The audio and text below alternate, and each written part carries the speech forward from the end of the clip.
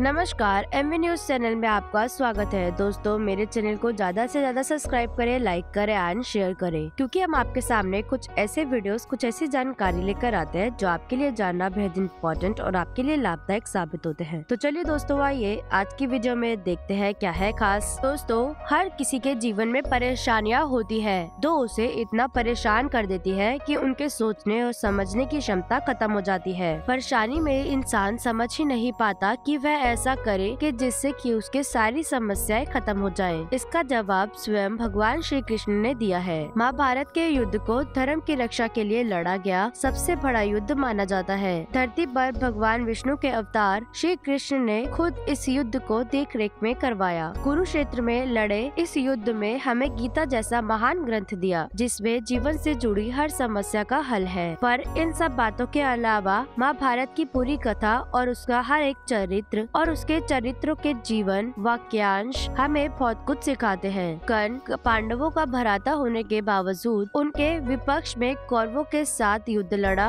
और उसके जीवन में एक मिसाल दी और कई सीख सिखाई। महाभारत युद्ध से पूर्व भगवान श्री कृष्ण और कर्ण के बीच में एक ऐसा विवाद हुआ था, जिसके सवालों के जवाब श्री कृष्ण ने जो दिए वो आपके जीवन की हर एक समस्या का सटीक समाधान हो सकता है। कर्ण ने श्री कृष्ण से प्रश्न किया कि हे वासुदेव, जन्म लेते ही मेरी माता ने मुझे त्याग दिया, लेकिन शूरवीर पैदा होना मेरा अपराध था। गुरु द्रोणाचार्य ने शिक्षा सिर्फ इसीलिए नहीं दी क्योंकि मैं क्षत्रिय नहीं था। परशुराम ने मुझे युद्ध की शिक्षा तो दी, यह जानने के पश्चात कि मैं क्षत्रिय नहीं हूँ, उन्होंने मुझे सारी सीखी हुई विद्या को भूल जाने का श्राप भी दिया। इतना ही नहीं, भूलवश जब मुझसे गाय को तरकश लग गया, तब उसके मालिक ने भी मुझे श्राप दे दिया, जबकि उस पे कोई मेरा गुनाह नहीं था। द्रौपदी के स्वयंवर में मेरा अपमान हुआ, यहाँ तक कि मेरी माता कुंती ने भी मुझे सत्य केवल इसलिए बताया ताकि वह अपने पांडव पुत्रों की रक्षा कर सके। अपने जीवन में मुझे जो भी मान सम्मान और वैभव मिला वह दुर्योधन की तरफ से मिला, लेकिन अगर मैं उसकी तरफ से युद्ध लड़ रहा हूँ तो आखिर मैं कहाँ गलत हूँ? कर्ण के इस प्रश्नों का उत्तर देते हुए श्री कृष्ण ने कहा, हे कुंती पुत्र, कदाचित तुम्हारे साथ बुरा व्यवहार हुआ, किंतु मेरी कथा भी तुमसे कुछ अलग नहीं। मेरा जन्म एक कारागार में हुआ और जन्म से पहले ही मेरी मृत्यु तय कर दी गई।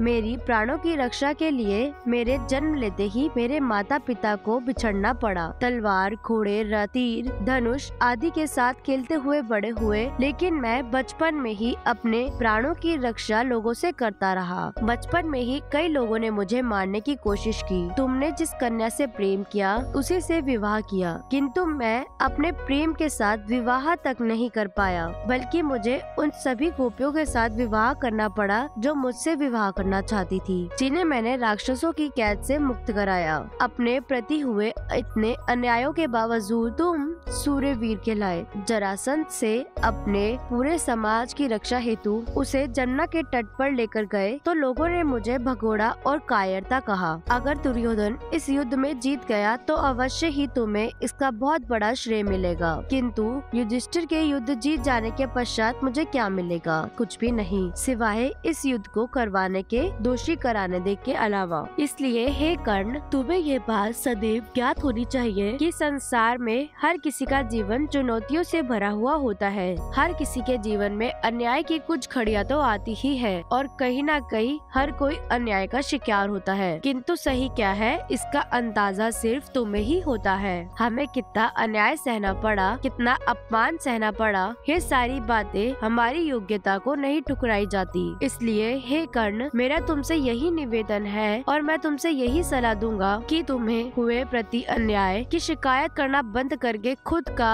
जीवन जियो। जीवन में कितने भी अन्याय क्यों ना हुए हो, किंतु अगर तुम अधर्म की राह पर चलोगे तो यह अज्ञात ही होगा। यह कभी मत भूलो कि अधर्म हर स्त्री के लिए केवल और केवल विनाश का मार्ग बनता है। तो दोस्तों, श्री कृष्ण ने इतने कम शब्दों में जिंदगी का कितना बड़ा पाठ हमें सबको सिखा दिया कि चाहे हमारे साथ कोई व्यक्ति कितना भी गलत क्यों ना करे, गलत के बदले गलत करना तो गलत ही है। चाहे हमारे साथ अन्याय हो, लेकिन हमें हमें अधर्म का मार्ग कभी भी नहीं चुनना चाहिए। हमें अच्छे रास्ते पर चलते हुए ही आगे बढ़ना चाहिए। आज नहीं तो कल सारी वस्तुएं, सारी चीजें खत्म होंगी और हमें धर्म के मार्ग पर चलने का अच्छा रास्ता भी जरूर मिलेगा। आज की वीडियो में बस इतना ही। लौटेंगे एक नए वीडियो एक नए टिप्स के साथ।